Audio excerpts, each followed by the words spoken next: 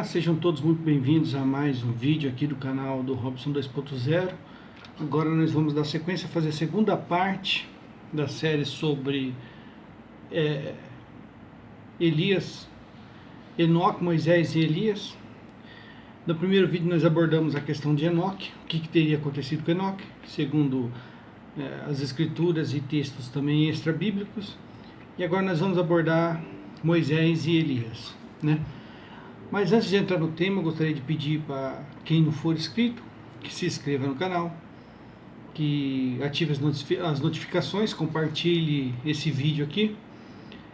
No link aqui desse vídeo, na descrição desse vídeo, tem um link para o Apoia-se. Se você achar que a gente mereça continuar com esse trabalho, eu peço que vocês se inscrevam lá no Apoia-se. E também se inscreva nos nossos canais parceiros, né? Vai aparecer aqui, não, aqui, acho que aqui é melhor. Vai aparecer aqui, tem o canal do Cris Macabeus, a Hora do Macabeus, o canal do nosso amigo André Chilano Pro Veritate, deixa eu ficar aqui para aparecer todo mundo, Chilano Pro Veritate, tem o canal do Fabrício, de Leigo para Leigo, a esposa do Fabrício, o canal Laila Pires, que é um canal que dá curso de inglês gratuitamente. Tem o canal do Tartaruga Católico, o canal do Carlos André, que é o Universo Católico, e o canal do nosso amigo Daniel Ferraz também, que ele está disponibilizando alguns vídeos do mini curso que ele tem sobre o marxismo. Ele está disponibilizando gratuitamente alguns vídeos do curso dele. Então eu aconselho a vocês aí visitar o canal do Daniel Ferraz, se informar sobre esses cursos e se inscrever, porque se é curso do Daniel, eu assino embaixo, é coisa boa. Agora deixa eu tirar o pessoal daqui, voltar para cá. Então, já adentrando aqui no tema do vídeo, primeiro eu vou falar sobre Moisés, né? Moisés eu acho que é o caso mais fácil de se explicar e se entender. Moisés, no caso de Moisés, não tem muito segredo, né? Então, começando sobre Moisés. Sobre a vida de Moisés, nós temos muito mais informações, por isso é mais fácil descobrir o que aconteceu com ele. Ele era filho de Anrã com Jacobede, pertencia à tribo de Levi. Detalhe, Moisés era da tribo de Levi, então sequer ele era da tribo de Judá. Então as leis mosaicas são leis, não são leis judaicas. É uma lei dada por Moisés, que é da tribo de Levi. Então, só um detalhe, um adendo.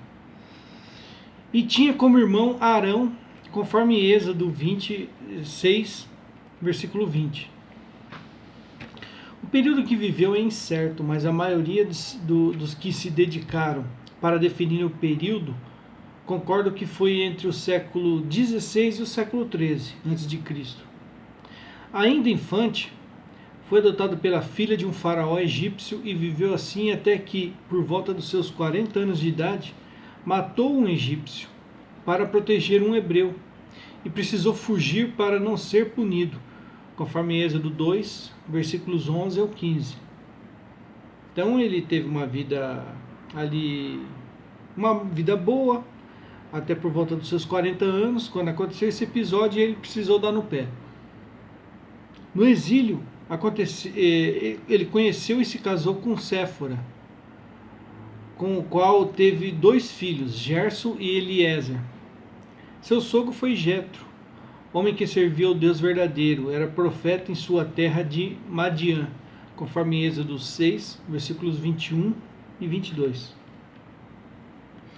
Cerca de 40 anos mais tarde, então 40 com mais 40, cerca de 80, com 80 anos de idade, por volta dos 80 anos de idade, recebe o chamado de Deus para ser o libertador do seu povo, o povo hebreu, os israelitas, conforme Êxodo 3, do 1 ao 21. De fato, os hebreus foram mantidos cativos no Egito por 430 anos, conforme Êxodo 12, 40. Após conseguir retirar seu povo das terras do Egito, Moisés peregrinou com ele por mais 40 anos. Aí, então ele já tinha por volta de 120 anos de idade, quando morreu. a caminho da terra prometida, conforme Êxodo 16:35. Nesse período, Moisés escreve as 2 pedras da lei, contendo o decálogo, que está lá em Êxodo 34, versículo 1. Moisés era um homem de temperamento forte e impulsivo. Além de agredir o egípcio até a morte, como a gente falou agora há pouco, Moisés falha com o próprio Deus por mais de uma vez. Em um momento de ira, Moisés quebrou as 2 tábuas da lei que haviam sido escritas pelo próprio Deus. Deixa eu corrigir aqui. Conforme Êxodo 32, versículo 19. Logo na sequência, ele tenta ao Senhor, conforme está lá em Êxodo 32, versículo 32, mas o que faz com que Deus o puna mesmo, privando inclusive de entrar na terra prometida, foi o descumprimento de uma ordem do próprio Senhor, conforme Êxodo 20, versículo 8 e 11. Vocês podem conferir. É o momento onde Deus, os israelitas que estavam no deserto estavam passando sede, e Deus fala para Moisés tocar numa pedra, para a pedra jorrar água para eles beberem, né? E Moisés, nervoso com o povo, vai e bate com a vara na pedra. Bate. E Deus não cumprindo a ordem que Deus deu para ele, né? Então ele era um cara muito nervoso, esquentadinho, estouradinho, bravo, né? E por isso ele acabou sendo punido. É a partir desse momento que o destino de Moisés se torna algo controverso. Sabemos que ele chegou a ver, mas não entrou na terra prometida, conforme está lá no livro de Deuteronômio 34, versículo 1 ao 4. Ainda no capítulo 34 do livro de Deuteronômio, temos a informação de que Moisés morreu. Seu luto foi observado por 30 dias e seu sucessor foi Josué. Deuteronômio 34, do 5 ao 9, vai dizer o seguinte: E Moisés, o servo do Senhor, morreu ali na terra de Moabe, como o Senhor decidira, e ele enterrou no vale da terra de Moabe, defronte a Bet-Fegor, e ninguém mais soube o lugar de seu sepulcro.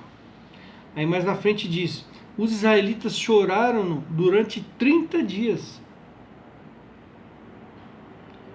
Josué, filho de Num, ficou cheio do espírito de sabedoria, porque Moisés lhe tinha imposto as suas mãos. Os israelitas obedeceram-lhe, assim como o Senhor tinha ordenado a Moisés. Então aqui fica claro que ele morreu. Essa passagem nos relata que Moisés morreu e foi enterrado, permanecendo assim por no mínimo 30 dias, que foi o período de luto do povo, né? Porém, isso não é impedimento para que Deus ressuscite alguém, já que temos o exemplo do amigo de Jesus Cristo, Lázaro, que foi ressuscitado 3 dias depois de sua morte. Conforme está lá no Evangelho de São João, capítulo 11, você pode ver lá, eu separei aqui versículos 17, 19 e 43 ao 44. Né? A chegada de Jesus, já havia 4 dias que Lázaro estava no sepulcro. Exclamou em alta voz: Lázaro, vem para fora. E o morto saiu. Então, deixa eu só mudar aqui. Então não são 3 dias, são 4. Deixa eu corrigir para deixar o texto certo, né? E avisando.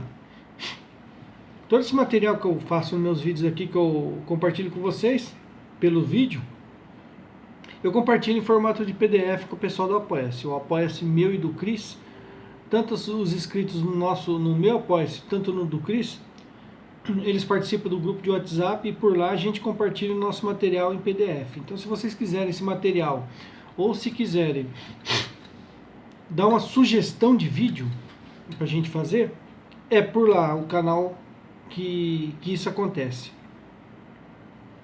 Então o fato de Moisés ter ficado 30 dias também não é impedimento para que Deus ressuscite ele, né? Não há nada de inovador no fato de mortos ressuscitarem no contexto bíblico, tanto no Novo quanto no Antigo Testamento. Não tem problema quanto a isso. Então, se houvesse alguma passagem na Bíblia mencionando a ressurreição de Moisés, não teria problema nenhum. Todo mundo aceitaria, né? Por ocasião da morte de Cristo, muitos cadáveres tornaram a viver. Conforme está lá em Mateus 27, versículos 50 ao 53, vai dizer: os sepulcros se abriram e os corpos de muitos justos ressuscitaram.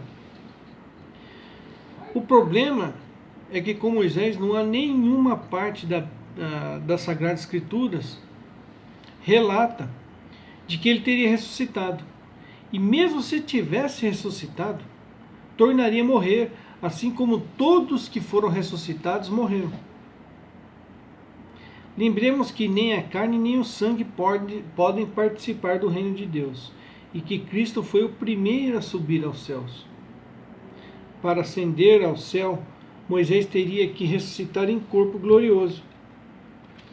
O Catecismo nos informa sobre essa questão, afirmando que a questão do corpo glorioso, que tem que ser, né? Porque eu afirmei isso no vídeo anterior, agora afirmo de novo. E o Catecismo número 999 vai nos dizer o seguinte: de que maneira? Cristo ressuscitou com seu próprio corpo. Vede as minhas mãos e os meus pés, sou eu. Mas ele não voltou a uma vida terrestre. Da mesma forma, nele ressuscitarão com seu próprio corpo que tem agora. Porém, este corpo será transfigurado em corpo de glória, em corpo espiritual. Nós ressuscitaremos no nosso próprio corpo. Quer dizer, com a aparência que nós temos, do jeito que nós somos. Só que será um corpo glorioso. Um corpo que não está preso à lei natural, aos limites da matéria, né? Não está preso ao espaço e tempo. Você vê que Cristo, quando Cristo ressuscitou, os evangelhos dizem que os discípulos estavam trancados dentro de uma sala, porque eles estavam com medo de serem perseguidos e tal, então eles estavam com a porta trancada num local, no cenáculo, e Jesus entrou com a porta trancada. Então você vê que não está preso no espaço-tempo. As leis naturais não surgem efeitos sobre um corpo glorioso, né?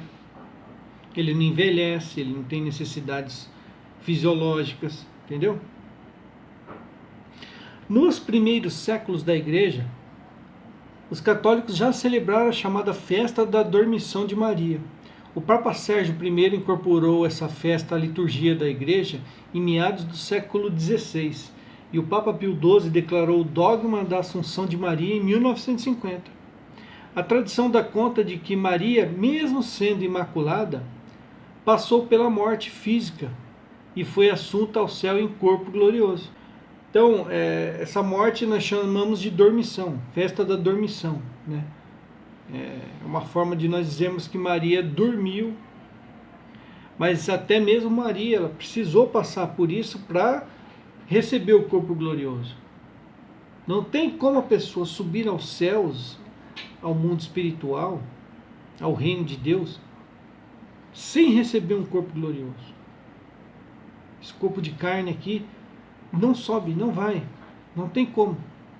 Então, não há exceção nem para a própria Maria, Nossa Senhora, não tem. É de fé católica que hoje estão no céu em corpo e alma apenas Nosso Senhor Jesus Cristo e sua mãe, a Virgem Maria Santíssima. O apóstolo São Paulo escreveu sobre o que aconteceu desde o pecado de Adão até a lei de Moisés. Romanos 5, 12 ao 14, ele vai dizer: a morte passou a todo o gênero humano porque todos pecaram. Desde Adão até Moisés reinou a morte, mesmo sobre aqueles que não pecaram. Então a morte faz parte da natureza humana, né? Não tem como viver naquele estado de graça que Adão vivia antes do pecado original. Antes do pecado original, Adão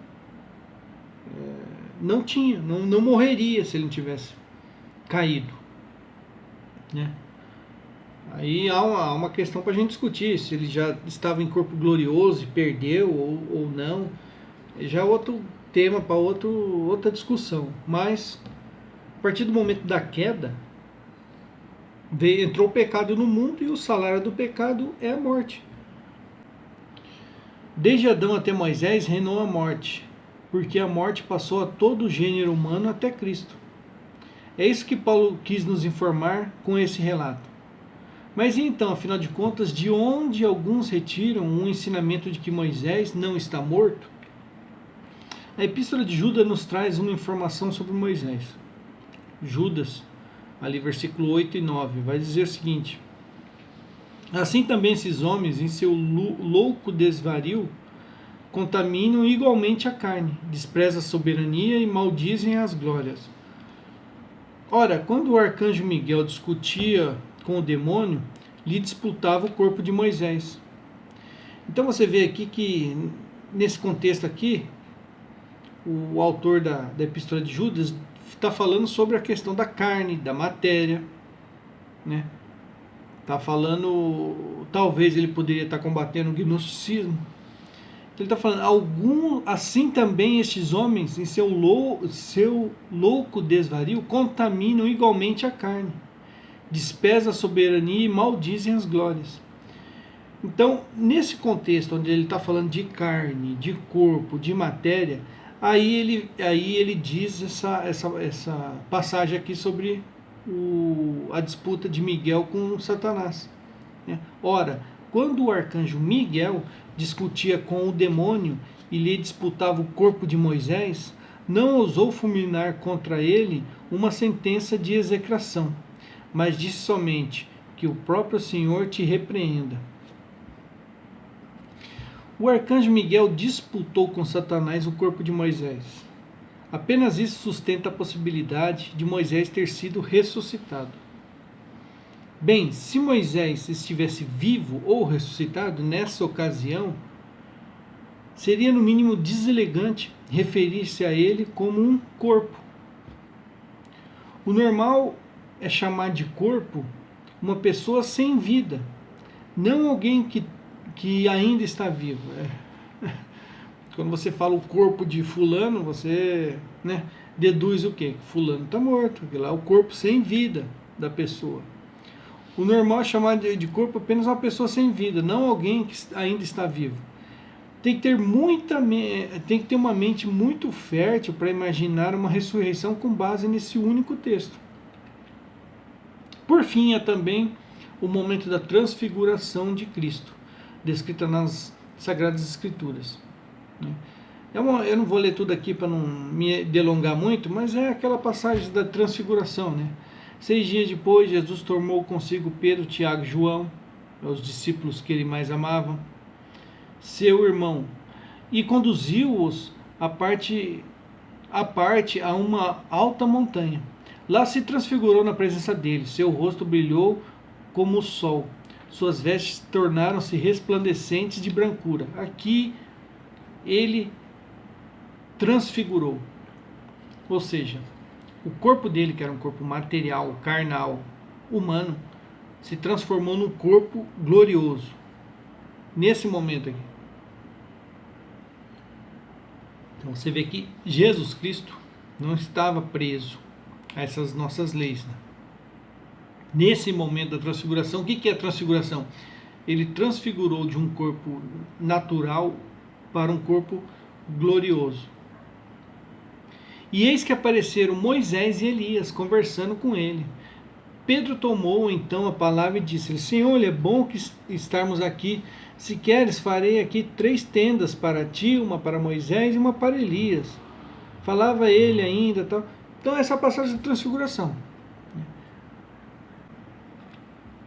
Sobre a transfiguração de Cristo e sua conversa com Elias e Moisés, o texto do Evangelho de São Mateus a classifica como uma visão, conforme Mateus 17:9. E quando desciam, Jesus lhes fez esta proibição: não conteis a ninguém a visão que tivestes, até que o Filho do Homem ressuscite dos mortos. Visão, conforme está lá na concordância Strong 3705. Vocês podem consultar lá. Nessa passagem aqui, no grego, foi usado o termo visão. Se está diferente em alguma tradução, então a tradução está errada. Se foi uma visão, então o que os apóstolos viram não foram Moisés e Elias em corpo físico, mas algo semelhante ao que a necromante de Endor e Saul viram ao conversarem com o falecido profeta Samuel, conforme 1 Samuel 28, do 8 ao 21, que é aquela passagem onde Saul consulta Samuel, que a gente viu no vídeo anterior. Para concluirmos nosso estudo sobre o destino de Moisés, precisamos reduzir as possibilidades conforme aquilo que as Sagradas Escrituras nos ensinam. Não há problema algum em reconhecer que Moisés ressuscitou, afinal é comum as Sagradas Escrituras relatarem fatos assim. No Novo Testamento tem a ressurreição de Lázaro por Jesus, conforme o Evangelho de João 11, 39 e 45. Também por Cristo temos a ressurreição da filha de Jairo, conforme Marcos 5, 38 a 42. A ressurreição de Tábita por São Pedro, conforme Atos 9, 36 ao 42. Eutico ressuscitado por São Paulo em Atos 20, do 9 ao 12. Além de muitos que ressuscitaram na ocasião da morte de Cristo, conforme Mateus 27, 50 a 53. E, além disso, no Antigo Testamento temos as ressurreições do primeiro livro de Reis, 17, versículos 17 ao 23, onde o próprio profeta Elias ressuscita um garoto. No segundo livro de Reis, 13, 21, até mesmo as relíquias de Eliseu, que foi sucessor de Elias, ressuscitaram um homem. E há também uma ressurreição feita por Eliseu, que é considerado sucessor do profeta Elias. Está lá em 2 Reis 4, 32 e 37. Então, nessa passagem fala, Eliseu entrou na casa, onde estava o menino morto em cima da cama. Entrou, fechou a porta atrás de si e do morto e orou ao Senhor. Eliseu levantou-se, deu algumas voltas pelo quarto, tornou a subir e estendeu-se sobre o menino. Este espirrou 7 vezes e abriu os olhos. Então ela veio e lançou-se aos pés de Eliseu, prostrando-se por terra. Então aqui não tem problema. Ressurreição é algo nas Sagradas Escrituras comum. Logo, se as Escrituras nos informassem que Moisés fora ressuscitado, seria entendido e aceito facilmente por todos os cristãos. O problema é que as Sagradas Escrituras não relatam isso em lugar algum. Outra coisa que precisamos distinguir é que em todos esses casos, as pessoas ressuscitaram e seus corpos naturais tornaram a morrer.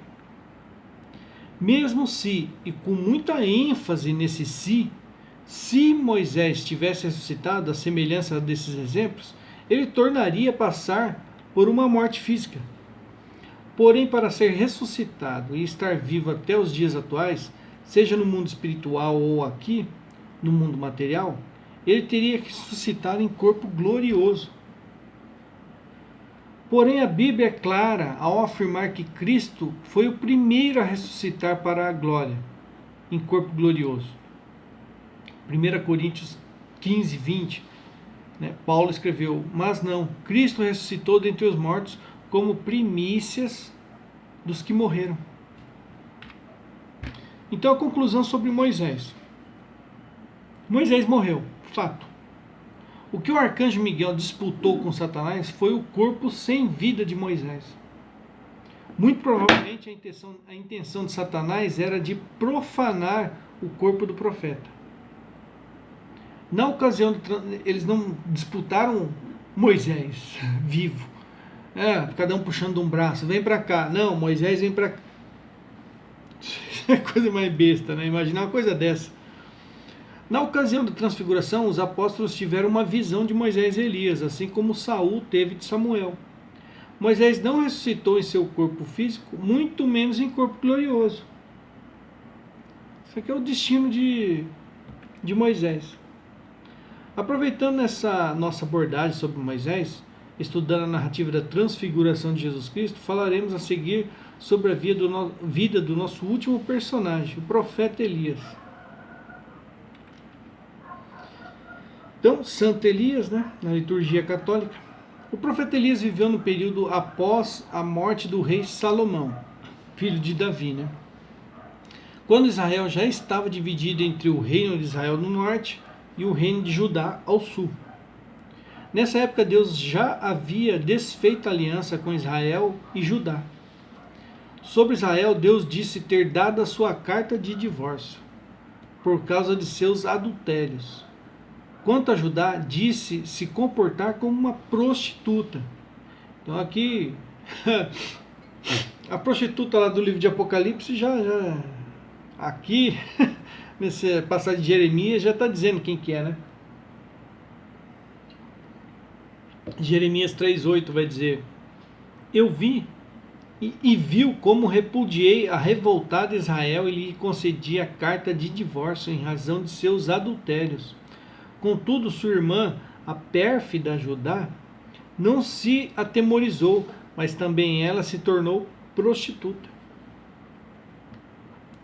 Então foi um período ali complicado em que Elias foi profeta, né? Durante o período em que Israel esteve dividida em dois durante o período em que Israel esteve dividido em dois reinos, Deus enviou profetas para o reino do norte e profetas para o reino do sul, alertando sobre seus destinos. Elias viveu durante o governo do rei Acabe, casado com Jezabel, que se empenhou em perseguir e matar todos os profetas de seu reino.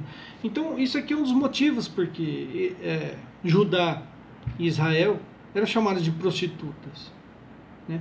Porque Acabe se casou com Jezabel, que era uma pagã, e ela trouxe os costumes da terra dela para dentro de Israel, que era o quê? O culto a Baal, né? Então ela tinha profetas de Baal dentro de Israel, profanou com monumentos Israel. Então aqui eles já não estavam mais na aliança com Deus, não estavam. 1 Reis 19, versículo 1 e 2, né? Quando Acabe contou tudo o que fizera Elias, e como ele passara a fio da espada todos os profetas de Baal, ela ficou nervosinha. A rainha mandou um mensageiro a Elias para dizer-lhe que os deuses, olha, que os deuses, uma pagã, rainha de Israel, que os deuses me tratem com o último rigor, se amanhã a esta mesma hora eu não fizer de tua vida o que fizeste da deles. Ela mandando mensagem para Elias. Essa rivalidade entre Jezabel e Elias se assemelha em muito com outra encontrada no Novo Testamento, entre Herodíades, cunhada e Amásia do rei Herodes II, né?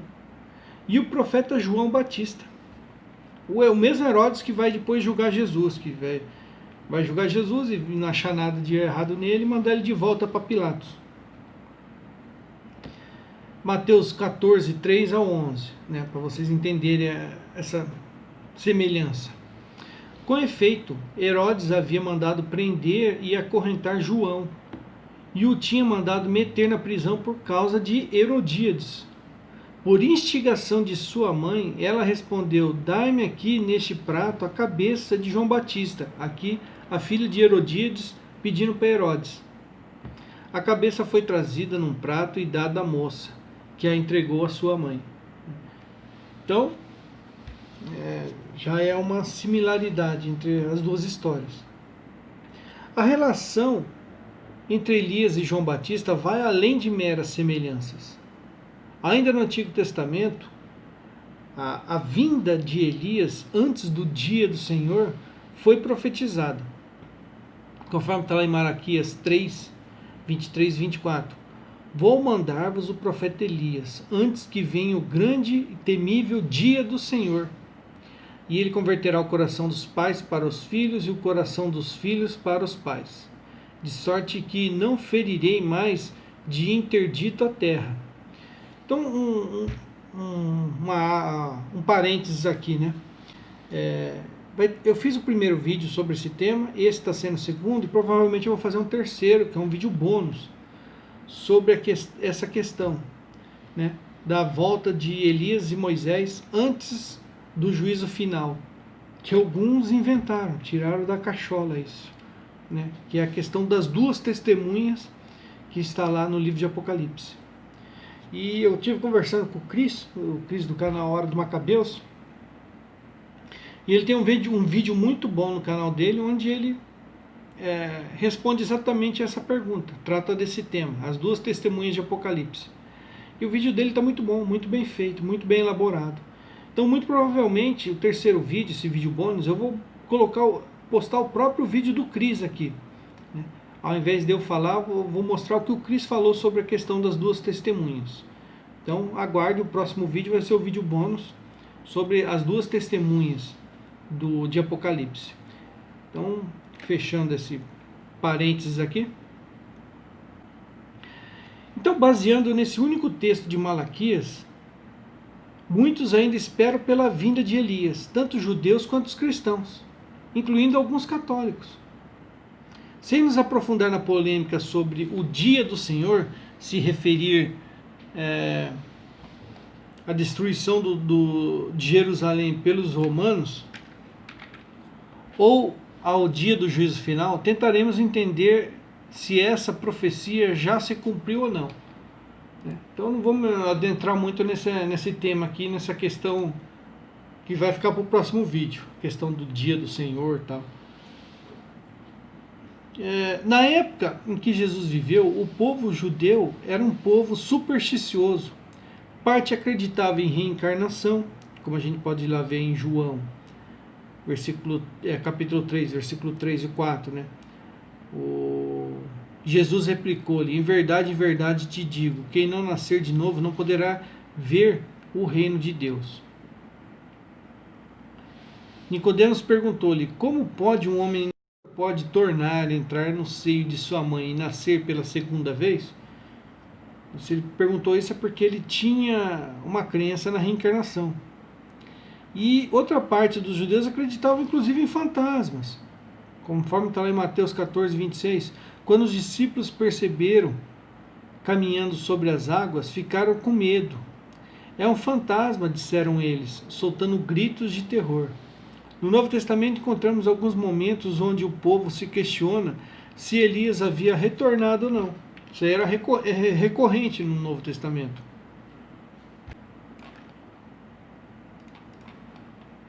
Pronto.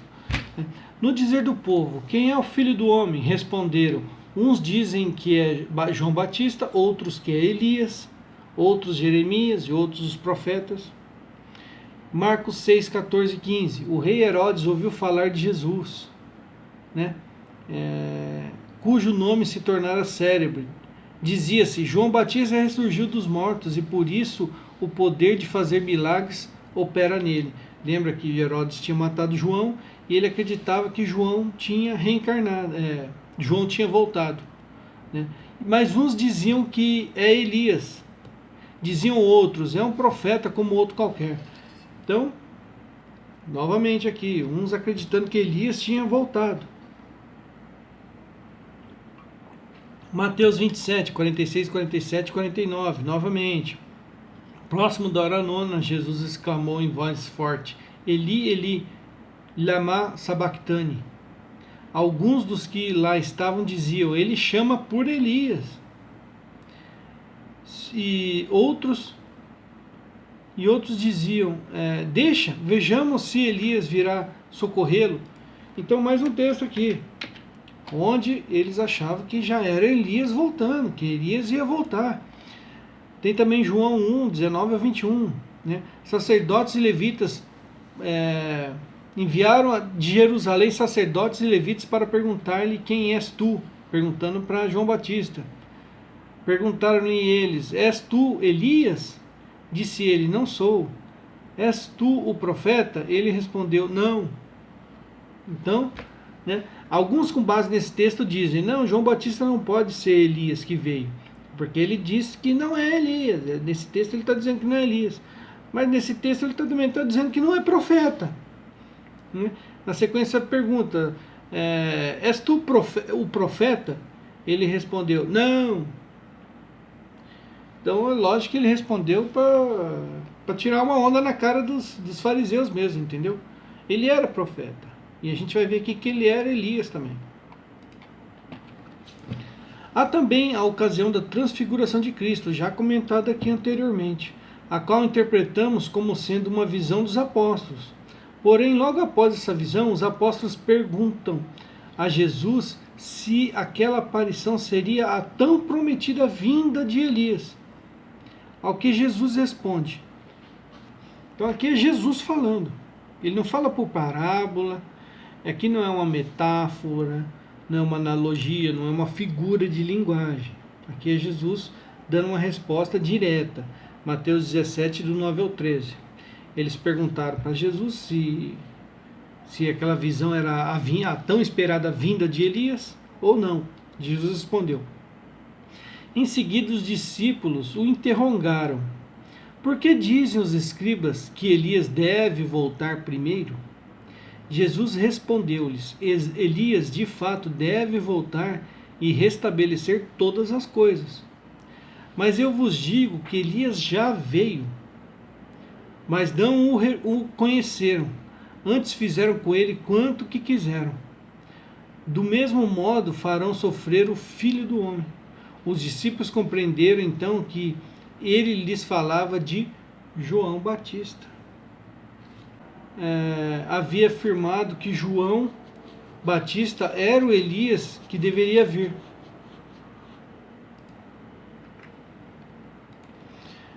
Mateus 11, 12 ao 14. Desde a época de João Batista até o presente, o reino dos céus é arrebatado a forças e são os violentos que o conquistam. Porque os profetas e a lei tiveram a palavra até João. E se quereis compreender, é ele, o Elias, que deveria voltar. Quem? João Batista. Né? João Batista. É ele, o Elias, que deveria voltar. Novamente, Jesus sendo direto, objetivo aqui. Na figura de linguagem, não é analogia. Um anjo disse a Zacarias, pai de João Batista, que a profecia de Malaquias se cumpriria em seu filho. Lucas 1,17. E compara esse texto com o texto de Malaquias que a gente leu agora há pouco. Está se referindo àquela passagem de Malaquias. E irá diante de Deus com o espírito e o poder de Elias para reconduzir os corações dos pais aos filhos e os rebeldes à sabedoria dos justos, para preparar ao Senhor um povo bem disposto. Essa expressão com o espírito de Elias também foi usada para definir o quanto Elias permaneceu junto ao seu sucessor Eliseu, conforme 2 Reis 2,15. Os filhos dos profetas que estavam em Jericó, vendo o que acontecera defronte deles, disseram: O espírito de Elias repousa em Eliseu. Foram-lhe ao encontro, prostraram-se por terra diante dele. Logo, não são apenas os achismos e nem crendices dos contemporâneos de Jesus Cristo, mas sim o próprio Jesus Cristo e também um anjo do Senhor afirmando e dando conta de que essa profecia sobre a vinda de Elias se cumpriu com João Batista. Muitos não se satisfazem com essa interpretação e se aventuram em esperar ainda pela vinda do profeta Elias, antes da consumação dos tempos. Para sustentar esse entendimento, eles defendem a possibilidade de Elias não ter passado pela morte física, estando ainda vivo. As conclusões a que chegam são as mais variadas: de que Elias estaria em alguma região desconhecida aqui nesse mundo, que ele estaria no Éden, ou que ele estaria no limbo, juntamente com os infantes, e por aí vai. O motivo desses devaneios são as especulações sobre o fim de Elias, ou seja, o mesmo que aconteceu com Enoque. Elias viveu no século 9 a.C. e seu nome significa o Senhor é Deus. O chamado de Elias aconteceu sem muitas cerimônias. Quando Deus lhe dá a ordem de viver afastado, após ele profetizar um futuro negativo para o reinado de Acabe, né? Então ele chegou para o rei Acabe e fez uma profecia que não agradou muito ao rei, né? Então depois disso ele tem o chamado de Deus. Então esse chamado está lá em 1 Reis 17, do 1 ao 6. Elias, o tesbita, um habitante de Galaade, veio dizer a Acabe: pela vida do Senhor, Deus de Israel, a quem sirvo, não haverá nestes anos orvalho nem chuva, senão quando eu o disser. Em seguida a palavra do Senhor foi-lhe dirigida nestes termos: vai-te daqui, retira-te para as bandas do Oriente e vai esconder-te na torrente de Carite. E o texto continua. Elias profetizou em nome do Senhor, fez milagres, ressuscitou mortos, duelou e destruiu profetas pagãos e no final de sua jornada foi arrebatado. Esse episódio está descrito nas Sagradas Escrituras, o arrebatamento dele. 2 Reis 2, versículos 1, 11, 12 e 13. Eis o que passou no dia em que o Senhor arrebatou Elias ao céu num turbilhão. Continuando o seu caminho, entretidos a conversar, eis que de repente um carro de fogo com cavalos de fogo os separou um do outro e Elias subiu ao céu num turbilhão. Vendo isso, Eliseu exclamou: meu pai, carro e cavalaria de Israel. E não o viu mais. E o texto continua. É também lembrado pelo autor, esse episódio também é lembrado pelo autor do livro de Eclesiástico. Está lá em Eclesiástico 48, versículos 4, 9 e 13, que é um livro deuterocanônico. Os protestantes não têm na Bíblia deles. Então, se você é protestante, você está assistindo esse vídeo e quer consultar, vá atrás de uma Bíblia católica, que não é mutilada. Quão glorioso te tornaste, Elias, por teus prodígios, quem pode gloriar-se de ser como tu? Tu que foste arrebatado por um turbilhão de fogo, num carro puxado por cavalos ardentes. Elias foi então arrebatado em um turbilhão, mas seu espírito permaneceu em Eliseu. E o texto continua. Por fim, o primeiro livro de Macabeus também atesta esse acontecimento, né? 1 Macabeus 1,58, que também é um livro deuterocanônico. Deixa eu escrever aqui, inclusive, né? Já para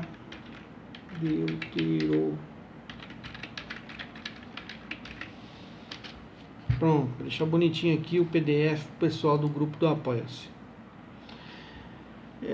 E agora, depois de tantas afirmações de que Elias foi arrebatado ao céu, como entender seu fim?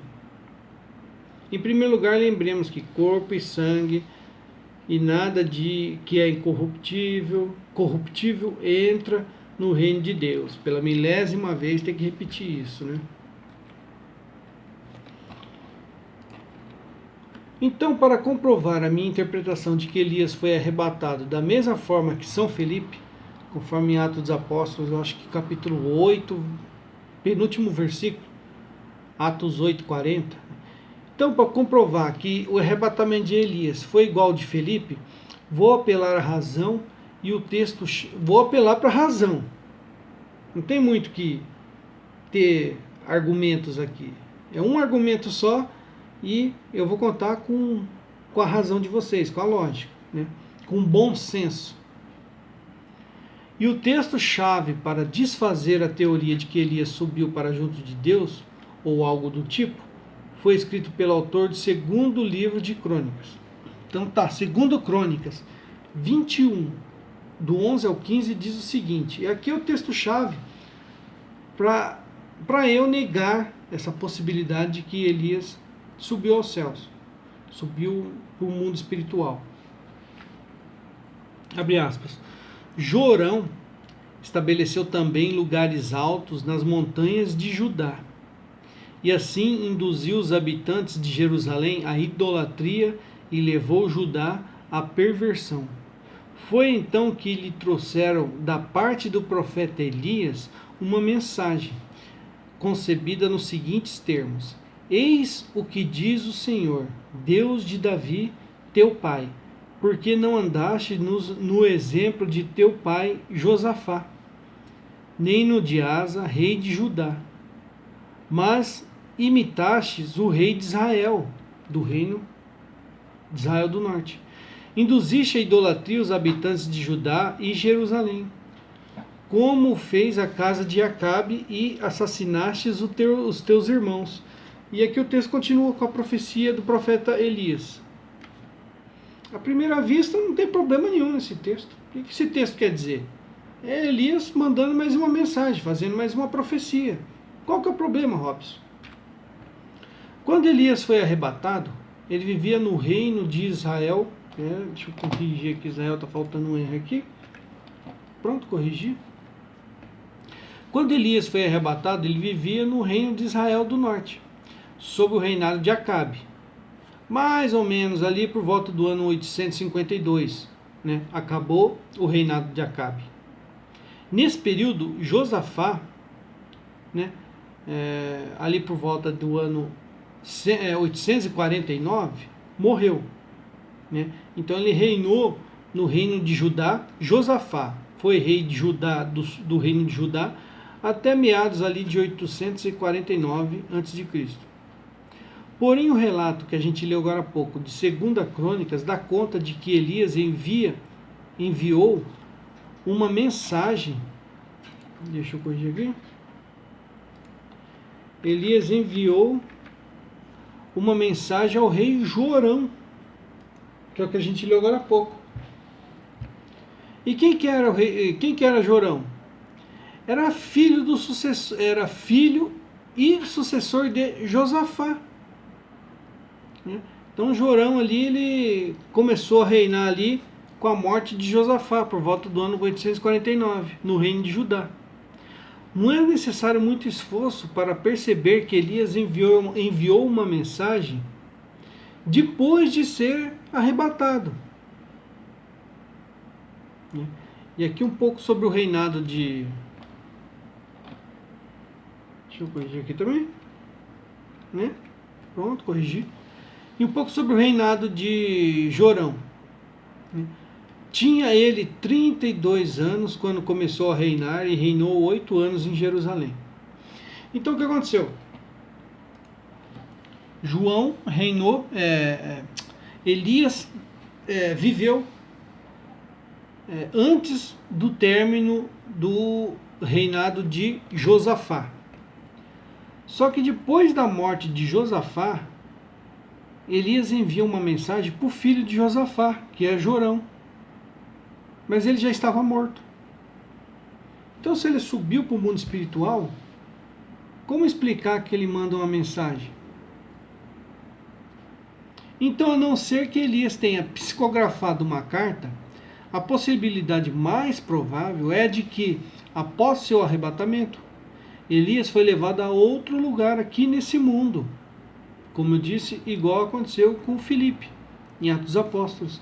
E lá viveu até sua morte, como ocorrido com Enoque. Assim, tanto é que a informação que a gente tira de Elias é do mesmo lugar que a gente tira de Enoque, livro de Eclesiástico. Assim, os acontecimentos, um detalhe para vocês compreenderem isso, essa possibilidade aqui, essa interpretação.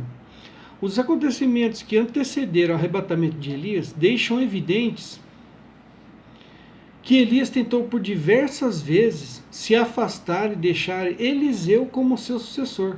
Porém, Eliseu sempre o implorava para que não o abandonasse e partisse. Então, aqui o que aconteceu quando Elias foi arrebatado? Ele queria se desgrudar de Eliseu. Ele queria deixar Eliseu e se afastar. Ele queria passar o bastão. Ele queria já deixar um sucessor. Queria, vamos dizer assim, ele queria já se aposentar. Só que Eliseu não queria, não deixava isso acontecer. Então, 2 Reis, capítulo 2, versículos 1, 2, 4, 9, 10 e 11, vocês vão entender, né, isso aqui que eu estou falando. Essa passagem diz o seguinte: eis o que se passou no dia em que o Senhor arrebatou Elias ao céu num turbilhão. Elias e Eliseu partiram de Gálgala. Elias disse a Eliseu: fica aqui, porque o Senhor me mandou a Betel. Por Deus e por tua vida, respondeu Eliseu, não te deixarei. E desceram até Betel. Elias disse-lhe: fica aqui, Eliseu, porque o Senhor manda-me a Jericó. Por Deus e por tua vida, respondeu ele, não te deixarei. E chegaram a Jericó. Elias disse-lhe, pela terceira vez, Elias disse-lhe: fica aqui, porque o Senhor manda-me ao Jordão. Por Deus e por tua vida, respondeu Eliseu, não te deixarei. E partiram juntos. Tendo passado, Elias disse a Eliseu: pede-me algo antes que eu seja arrebatado de ti. Arrebatado de ti. Que posso eu fazer por ti? Eliseu respondeu: seja-me concedida uma porção dobrada do teu espírito. Pedes uma coisa difícil, replicou Elias. Entretanto, se me vires quando eu for arrebatado de ti, isso te será dado. Mas se não me vires, não te será dado. Continuando o seu caminho, entretidos a conversar, eis que de repente um carro de fogo com cavalos de fogo separou-os um do outro, e Elias subiu ao céu num turbilhão. Então você vê que naquele dia em que Elias foi arrebatado, eles passaram o dia, Elias passou o dia tentando se livrar de Eliseu, se aposentar, passar o bastão, né?